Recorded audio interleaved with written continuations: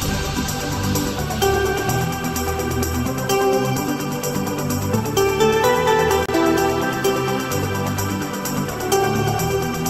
welcome to Neni Beropini.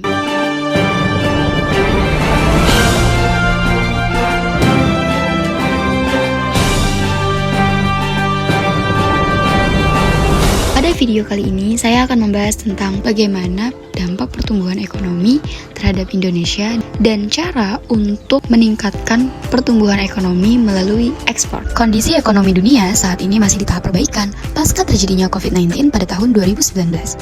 Terlebih, saat ini sedang terjadi konflik peperangan antara Rusia dan Ukraina yang membuat penurunan signifikan pada pertumbuhan ekonomi global. Pertumbuhan ekonomi Indonesia pada triwulan kedua tahun 2024 adalah berada pada angka sekitar 5,11%. Angka ini mengalami peningkatan dari sebelumnya. Pertumbuhan ekonomi Indonesia masih mengalami fluktuasi menuju stabil.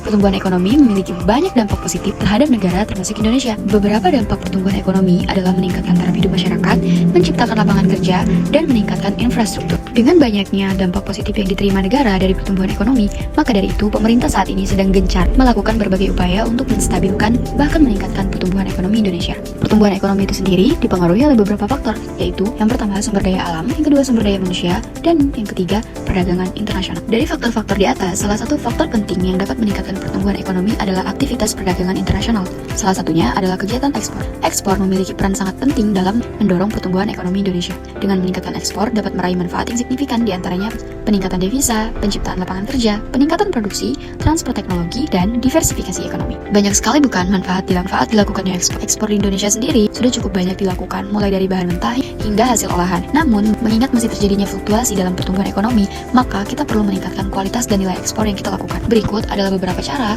untuk meningkatkan nilai ekspor. Yang pertama, peningkatan kualitas produk. Produk Indonesia harus memiliki kualitas yang setara, bahkan lebih baik dibandingkan dengan pesaing dari negara lain. Hal ini dapat dilakukan melalui peningkatan riset dan pengembangan, penerapan standar kualitas yang tinggi, serta penggunaan teknologi yang modern. Yang kedua, diversifikasi produk. Indonesia perlu terus mengembangkan produk-produk yang memiliki potensi pasar yang besar. Selain itu, perlu dilakukan diversifikasi pasar ekspor agar tidak terlalu bergantung pada satu atau beberapa negara tujuan ekspor.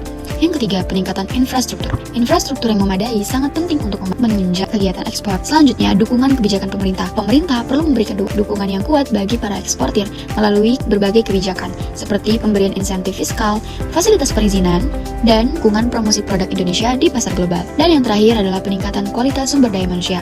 Sumber daya manusia yang berkualitas sangat dibutuhkan untuk meningkatkan daya saing produk Indonesia di pasar global. Sekian video dari saya, semoga bermanfaat. Thanks for watching.